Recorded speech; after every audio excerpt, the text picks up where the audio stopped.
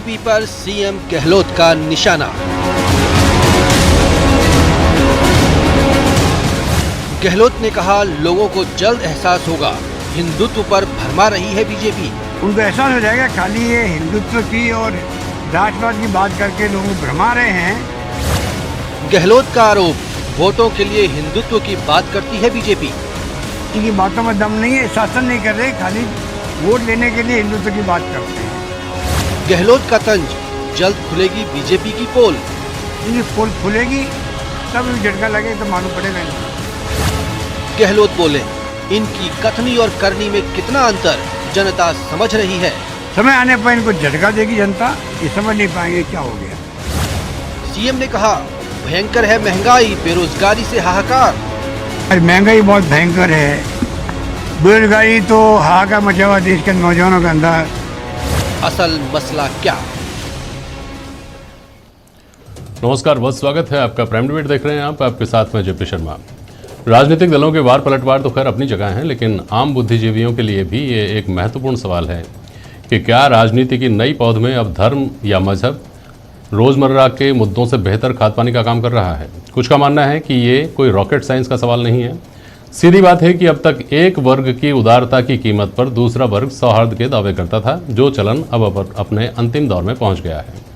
कुछ का इसके उलट मानना है कि ये सिर्फ दावे हैं, अविश्वास को पैदा करके उसको घर घर में नस नस में पहुंचा दिया गया है, जिसके चलते धर्म अब राजनीति की दिशा तय करने वाला फैक्टर बन गया है। कुछ इस सबसे अलग ये मानते हैं कि कुछ भी हो, इस तरह की राजनीति की या राजनीतिक सफलता की उम्र बहुत ज़्यादा नहीं हो सकती। आखिरकार भूख भजन पर भारी पड़ती ही आई है।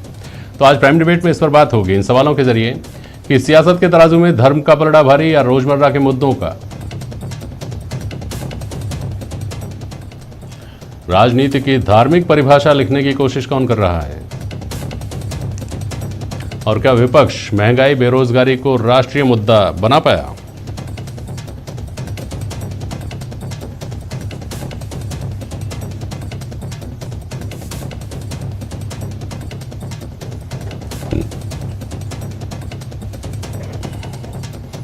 कांग्रेस प्रवक्ता अरुण शर्मा जी हमारे साथ, लक्ष्मीकांत भारद्वाज जी हैं, भारतीय जनता पार्टी के प्रवक्ता, चार्टर्ड अकाउंटेंट हैं रघुवीर पूनिया साहब, और वरिष्ठ पत्रकार महेश शर्मा जी हमारे साथ जुड़े हुए हैं। बहुत स्वागत है आप सभी का। महंगाई से बात शुरू करते हैं। लक्ष्मीकांत जी, आपके पास आता हूँ। महंगाई दरअसल है ही नहीं, या महंगाई है लेकिन जस्टिफाइड है, या विपक्ष वैसे ही मुद्दा बना रहा है? लक्ष्मीकांत जी। देखिए, विपक्ष अगर ऐसा हो जिसके पास किसी राज्य में सरकार ना हो या सरकार में ना रहा हो तो उसकी बात एक अलग होती है। लेकिन एक ऐसी पार्टी जो बरसों तक इस देश में शासन करती आई है और अभी भी कुछ राज्यों में, चाहे वो एक दो ही हो, उनकी सरकार उस राज्य में है, तो कम से कम खुद से तुलना कर दूसरे की बात उसको करनी चाहिए। महंगाई इस देश में ऊपर नीचे हमेशा होती आई है, और आज तो क्योंकि अंतर्राष्ट्रीय परिदृश्य है, पूरे विश्व में जिस तरह के हालात हैं और उसका इंपैक्ट भी भारत पर है, उसलिए कुछ बातों को लेकर इसमें महंगाई है।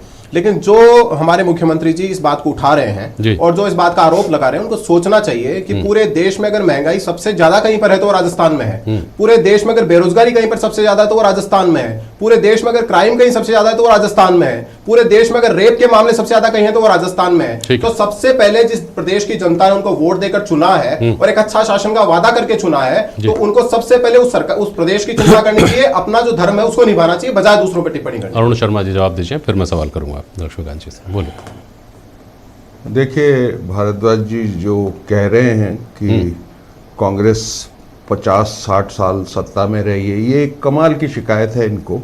और जब भी ये शिकायत करते हैं, जो कि काफ़ी पॉपुलर भी हो गई है अब ये, कि इन्होंने 50-60 साल राज किया है, तो ये एक तरीके से मैं जेपी साहब ऐसा मानता हूँ कि ये हमारे पुरखों और पूर्वजों सब की बुद्धिमत्ता पे सवाल उठाते हैं। कांग्रेस कोई बंदूक की नोक पे इतने साल राज नहीं किया है उसने। देश की पॉपुलर पार्टी थी, उसका इतिहास रहा है स्वतंत्रता संग्राम में, इसलिए जनता ने उसको बार बार चुना। और इनको नहीं चुना, ऑप्शन आया, ऐसी भी स्थिति थी जब ये दो थे। आजकल तो ये कल्पना भी नहीं करते उस बात की, जीत का नया इंकार है। लेकिन मैं ये कह रहा हूं कि हम प्रतीक्षा कर रहे हैं, पूरा देश प्रतीक्षा कर रहा है इनफैक्ट, कि ये मुद्दों पे आधारित चुनाव कब शुरू होंगे। पिछले कुछ सालों से आपने देखा होगा कि एक खास किस्म का चुनाव से पहले इवेंट मैनेजमेंट सा किया जाता है, वो चाहे काशी विश्वनाथ की नौकायन हो जहां 12 मुख्यमंत्रियों को बुला के नावों में सैर कराई जाती है, या प्रधानमंत्री जी की डुबकी पूरे देश को दिखाई जाती है 56 कैमरे लगा के। और चुनाव का जो डिस्कोर्स है वो 80 वर्सेस 20 है ये चुनाव। अच्छा, चर्बी निकाल देंगे, गर्मी निकाल देंगे। देखिए ये जो ध्रुवीकरण का उसके बाद ये जीत जाते हैं। सिलसिला शुरू किया है, हाँ। और उस अरुण जी। अहंकार में हाँ। ये लगातार, क्योंकि चुनाव जीत जाते हैं, हाँ। तो इनको ये सोचने का वक्त ही नहीं है कि इस जनता का, देश की जनता जीत का कैसे क्या जाते हाल हैं? है। जीत कैसे जाते हैं सोचते होंगे ना आप लोग कि ये कैसे जीत जाते हैं। भरमाते हैं, ये इवेंट मैनेजमेंट करते हैं, ये 80-20 की बात करते हैं, फिर भी जीत जाते हैं। जी हाँ, देखिए मैं फिर बड़ी जिम्मेदारी से, सफाई से कहना जी, चाहता जी, हूं जी। कि ये अब इक्वल फील्ड इलेक्शन इस देश में होना बंद हो गए हैं। एक पार्टी के पास समस्त रिसोर्सेज हैं, खूब पैसा है। पिछले 5 साल में हजारों ऑफिस एक से डिजाइन के, एक ही मॉडल के इस देश में खड़े हो गए हैं, और रिसोर्सेज की कोई कमी नहीं है। अब हम एक्सपीरियंस से जानते हैं कि ये चुनाव के वक्त साम दाम दंड भेद, तो खरीद फरोख्त, नहीं, दल अरुण जी, फिर बदल, मुझे मैं सब बाबी किए लक्ष्मीकांत जी के जाते पास जाऊंगा, लेकिन एक सवाल का जवाब दे दीजिए। इस सब के बावजूद बंगाल में हार जाते हैं, इस सब के बावजूद पंजाब में बुरी तरह हार जाते हैं, जगह नहीं बना पाते, मध्य प्रदेश, छत्तीसगढ़, राजस्थान, तीनों में बुरी तरह हार जाते हैं। वो ऑफिस कुछ काम नहीं आते, एक जैसे बनाए हैं वो। तो फिर किसकी नाकामी, किसकी कामयाबी है ये? तो जो आप कहते हैं बार बार कि लोगों को भरमा कर, आपने कहा 50 साल 60 साल तक उन हमारे पुरखों की बुद्धिमत्ता पर सवाल, तो आप भी तो सवाल उठा रहे हैं ना लोगों की बुद्धिमत्ता पर, कि लोग क्यों बार बार इनको वोट देते हैं, लोगों को भ्रमित कर देते हैं। इतनी कुव्वत कहाँ से आ गई इनमें? करोड़ों लोगों को भरमा देते हैं। लेकिन सवाल यह है लक्ष्मीकांत जी, आप जो कह रहे हैं कि महंगाई का राज्य सरकार के हिसाब से तुलनात्मक, अरे भाई राज्य सरकारों में तो बांट लीजिएगा बाद में, लेकिन क्या ये सच नहीं है जो एक कुछ तथ्य लोगों के बीच में घूम रहे हैं पिछले कुछ दिनों से, खासतौर पर जब से पेट्रोल डीजल की कीमतों में वृद्धि का सिलसिला शुरू हुआ है, कि 2014 से पहले 65 रुपये जो पेट्रोल मिलता था वो 100 रुपये से ऊपर चला गया। डीजल 50 से 55 के बीच में था, वो भी 100 के आसपास पहुंच गया। रसोई गैस तो ये तो सत्य है ना, तथ्य है ना कि 350 थी, उसमें तो अशोक गहलोत का राज्य सरकार का कोई लेना देना नहीं है, वो आज 1000 रुपये से ऊपर पहुंच चुकी है। खाने का तेल 65 से 70 रुपये किलो, ये बहुत लंबी फहरिस्त है। तो इस सब के लिए क्या राज्य सरकार जिम्मेदार, इस प्रदेश की जनता जिम्मेदार? जेपी जी, अगर आप ऐसे तुलना करेंगे हाँ। कि उस सरकार में कितनी थी और हमारी सरकार नहीं, में सरकार की बात नहीं हो रही, किस दौर में कितनी थी हम ये बात कर रहे हैं। सरकार आपकी थी, सरकार दौर की बात मैं बता रहा हूँ आपको। 10 साल यूपीए की सरकार रही, जब हमारी सरकार आई उस दिन पेट्रोल और डीजल की प्राइस, पेट्रोल खासतौर पर डीजल की प्राइस 72 रुपए थी 2014 में। ठीक है। लेकिन जब अटल बिहारी वाजपेयी सरकार छोड़ के गए थे तब तो 39 रुपए थी। तो उस 39 रुपए को तो डबल इन्होंने किया। अच्छा। आज अंतरराष्ट्रीय परिदृश्यों में अगर वो 90 के आसपास है तो हमने तो कमी किया, और उसमें भी सबसे ज्यादा टैक्स तो राजस्थान की सरकार ले रही है, हमारी सरकार तो नहीं ले रही। मोदी जी का टैक्स तो अंडमान निकोबार में भी उतना ही है जहां 82 रुपए पेट्रोल मिल रहा है, और मोदी जी का टैक्स तो राजस्थान में भी उतना ही है जितना जहां पर 111 रुपए पेट्रोल मिल रहा है। तो राज्य सरकार को कम करना चाहिए। सही है। अब अंतरराष्ट्रीय परिदृश्य की आप बात कर रहे हैं भाई साहब, 137 दिन हम इस हिंदुस्तान में धरती पे ये था, कई बार चला गया था। 4 महीने 5 महीने के लिए हम यहीं थे, कई बार चले गए थे। जब उत्तर प्रदेश के चुनाव हो रहे थे 137 दिन तक एक पैसा नहीं बढ़ा, कहां चला गया था अंतरराष्ट्रीय परिदृश्य? भारतीय जनता पार्टी की सरकार लेकर नहीं आई, हाँ। ये यूपीए की सरकार लेकर इससे आई है। क्या मतलब है? जो पॉलिसी लाई थी उसमें उन 4 महीनों में बढ़ना चाहिए था ना लक्ष्मीकांत जी। पेट्रोल डीजल कंपनियां भारतीय भाजपा की सरकार या किसी भी सरकार के क्षेत्राधिकार में नहीं आती, ये यूपीए की सरकार करके गई, वो अंतरराष्ट्रीय परिदृश्य के हिसाब से ऊपर नीचे करती है, उनका विवेकाधिकार है, तो हम सरकार का कोई इंटरफेरेंस नहीं है। ठीक, मतलब आप ये कह रहे हैं कि 4 महीने तक 137 दिन, 4 महीने 5 महीने जो भी हुआ, इतने समय तक तेल कंपनियों ने दाम नहीं बढ़ाए तो हम क्या करें? और अब बढ़ा रहे हैं तो हम क्या करें? यही है ना बात का मतलब। राहुल गांधी जी तो चुनाव के पहले, राहुल गांधी को छोड़िए ना, राहुल गांधी जी तो चुनाव, अरे राहुल गांधी को छोड़िए ना, बढ़ जाएंगे, चुनाव के 20 दिन बाद बढ़े, चुनाव के तो 20 दिन बाद बढ़े। ये क्या दलील हुई कि 20 दिन बाद बढ़े, 25 दिन बाद बढ़े? अरे भाई नहीं बढ़े चुनाव के दौरान 6 महीने तक, इसको इसका भी तो जवाब दीजिए ना। इसका जवाब आपने ये दिया ना, तेल कंपनियों की मनमर्जी, हम क्या करें? मनमानी नहीं है सर, तो वो जो अधिकार यूपीए की सरकार ने उनको दिया है वो उसका इस्तेमाल कर रही है। अच्छा, लेकिन कर्म उस अधिकार के तहत मनमानी रही है ना, सरकार का तो कोई जोर नहीं चलता उनके। भाई सरकार का लक्ष्मीकांत जी, इसका कोई जस्टिफाइड जवाब भाजपा का कोई प्रवक्ता नहीं दे सकता। मैं कह रहा हूं आपको, मैं आपको दावे के साथ कह रहा हूं कि इस सवाल का जवाब भारतीय जनता पार्टी के लिए देना बहुत बहुत बहुत मुश्किल है, चूंकि इसका जवाब सही यही है कि सरकार ने 6 महीने तक चुनाव की वजह से दाम नहीं बढ़ाए। सच्चाई, इसको स्वीकार करना चाहिए। रघुवीर पुनिया, बात सच नहीं है क्या? जेपी सर, देश में इंदिरा गांधी और नेहरू जी के टाइम पर पर्सनैलिटी कल्ट था, जिसको पर्सनैलिटी कल्चर को पर्सनैलिटी कल्ट शॉर्ट में बोलते हैं, और मोदी जी ने उस पर्सनैलिटी कल्ट को वापस स्थापित कर दिया, और पर्सनैलिटी कल्ट के सामने सारे मुद्दे गौण हो जाते हैं। ये बात मोदी जी एक एक्सपीरियंस्ड और समझदार राजनीतिज्ञ हैं। उस पर्सनैलिटी कल्ट के सामने जब दूसरा पर्सनैलिटी कल्ट आता है तो ही वो चुनाव हारते हैं।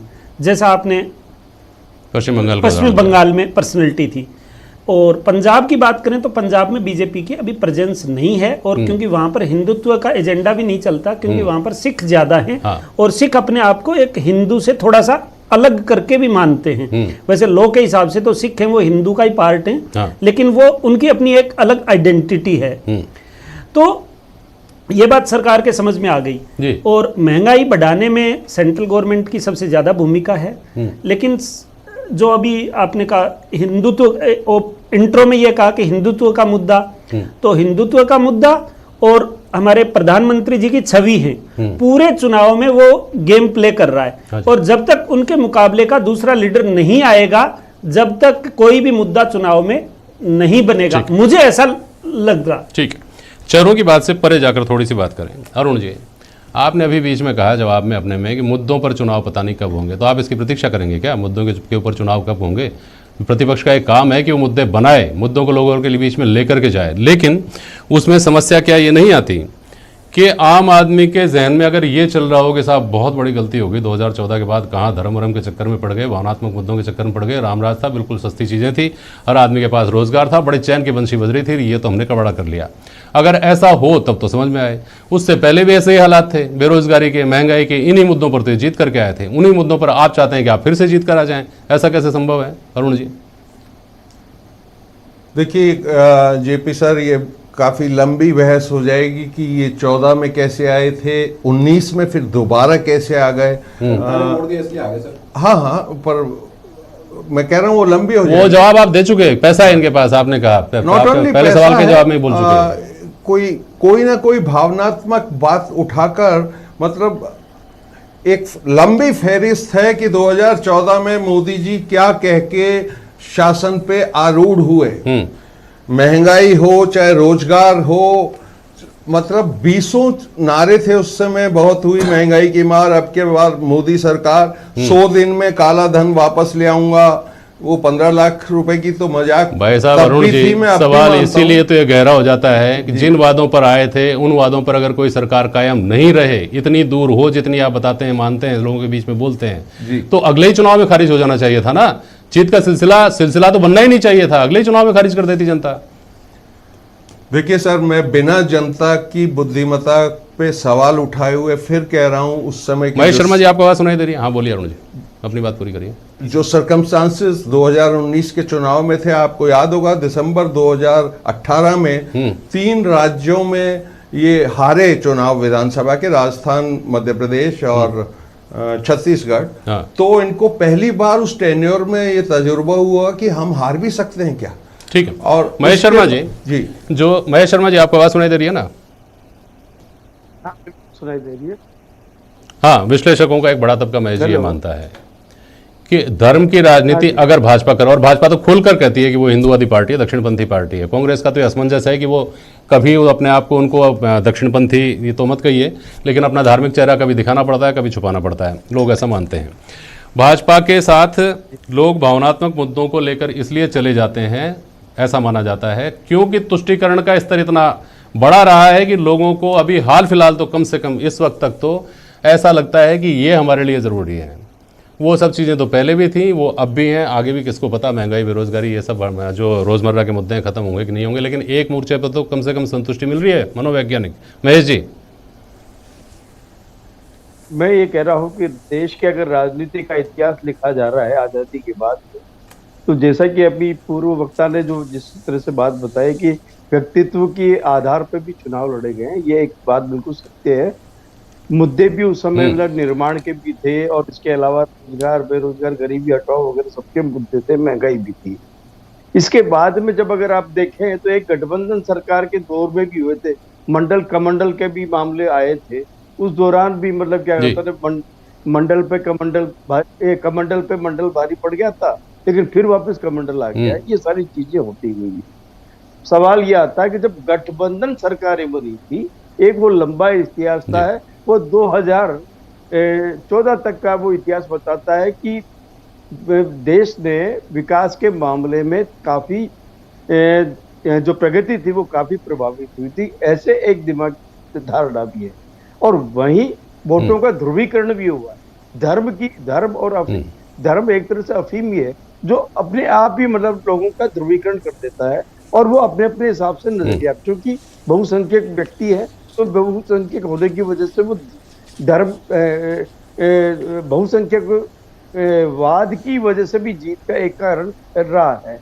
और दूसरा एक ये है कि अगर अंतर्राष्ट्रीय स्तर की तुलना करें या राष्ट्रीय स्तर की तुलना रहे तो आज 2014 से पूर्व जो सरकारें रही हैं तो भारत की उस समय क्या छवि थी विदेश में, लेकिन अब इस दौर में 14 से लेकर के आज के दौर तक भी भारत की जो छवि है कि जहां मतलब अब यूक्रेन संकट को लेकर के भी देखिए कि वहां अमेरिका भी, चीन भी और आपके मतलब रूस भी, ये सारे के सारे मतलब क्या कहते हैं भारत के भूमिका निभाने के और देख रहे हैं, समर्थन की बात कर रहे हैं। कोई भी एक व्यक्ति ऐसा नहीं था, मतलब ऐसा व्यक्ति जिसे बोलते हैं कि भारत की जो छवि बनी, एक तो ये कारण ये भी रहा है। दूसरा, जितने भी कार्य के, चाहे राम मंदिर हो या कश्मीर का मुद्दा रहा हो, उसमें भी इसमें तो कहना पड़ेगा, इसमें निश्चित रूप से भाजपा ने बढ़त बढ़ाई। लेकिन सवाल ये है कि भारत की आर्थिक स्थिति क्या है, इस मामले में पिछड़े हुए हैं, यही तो बात देर को देना पड़ेगा। यही तो बात हो रही है कि आर्थिक स्थिति की तरफ से लोगों ने आंख मीच कर भी भाजपा को वोट क्यों दिए, अगर वो सिर्फ धर्म की राजनीति करती है तो। लेकिन इसमें एक बात मैं कह लूं, फिर आप अपनी बात बोलिएगा। इसमें बहुत बड़ा अभी एक कारण ये माना गया कि अल्पसंख्यकों ने बहुसंख्यकों को पोलराइज करने का ज्यादा काम किया है बजाय भाजपा के। उत्तर प्रदेश के चुनाव निपटने के बाद मुस्लिम बुद्धिजीवियों ने जो पोस्ट डाली कि हमारे वोट एकजुट नहीं होने की वजह से, टर्नआउट नहीं होने की वजह से भाजपा जीत गई, यानी आप खुलकर ये कर रहे हैं कि आप एक पार्टी को रोकने के लिए काम कर रहे थे, आपको करना चाहिए था, तो स्वाभाविक रूप से बहुसंख्यक प्रतिक्रिया में पोलराइज होंगे। लक्ष्मीकांत जी बहुत संक्षेप में बोलिएगा, अपनी बात समय हो गया। देखिए, मैं आपको बता रहा हूं कि पिछले 15 मिनट से हम जिस पे डिस्कस कर रहे हैं कि भारतीय जनता पार्टी के चुनाव जीतने का कारण एकमात्र कारण धर्म है। मैं कुछ फैक्ट्स बताता हूं आपको जिनकी तरफ कांग्रेस का ध्यान नहीं जाता और इसलिए चुनाव हार जाते हैं। 1971 में इस देश में जो हमारे पूर्व सैनिक उनकी मांग थी 1971 से, वन रैंक वन पेंशन की मांग 1971 से हमारे देश के सैनिक चला रहे थे। मोदी जी 2014 में आए, उन्होंने पूरी की। कांग्रेस पार्टी को कितना मौका मिला। आज इस देश में प्रतिदिन 37 किलोमीटर सड़क बन रही है। हमारी बहन बेटियों के पास खुले में शौच जाने के लिए मजबूर होती थी। 12 करोड़ टॉयलेट्स बनाए, हमने इतने मकान बनाए। जहां से बात शुरू हुई थी वहीं वापस एक बार लेकर आ रहा हूं इस बहस को। जो कीमतों में वृद्धि के कुछ आंकड़े मोटे मोटे मैंने दिए। लक्ष्मीकांत जी ने कहा 2004 में जब छोड़ा था तो 2014 से तुलना कर लीजिए, 2014 से 22 की तुलना कर दीजिए। ये जो इन्फ्लेशन है ये क्या स्वाभाविक है या इसका थोड़ा सा अनकॉमन ये फिनोमेना है, जिसके रीजंस जो बताए जाते हैं कि साहब वैक्सीन इस वक्त हमको लगानी पड़ी, कोविड का की वजह हो गई, डिफेंस में हम लोग उसका बजट बढ़ा रहे हैं, ये सब चीज़ें हैं। आप तो पढ़ते लिखते हैं, बताइए संक्षेप में बोलिए। ये एबनॉर्मल है जेपी सर जी, और जिस तरह से पेट्रोल और डीजल की जो प्राइसेज हैं वो आर्टिफिशियली सरकार के द्वारा टैक्सेस की वजह से बढ़ाई जा रही हैं। इसका इंटरनेशनल फिनोमेना से कोई संबंध नहीं है। चलिए ठीक है, बहुत शुक्रिया सब आप सभी का आज प्राइम डिबेट में शामिल होने के लिए। आज के लिए बस इतना ही, नमस्कार।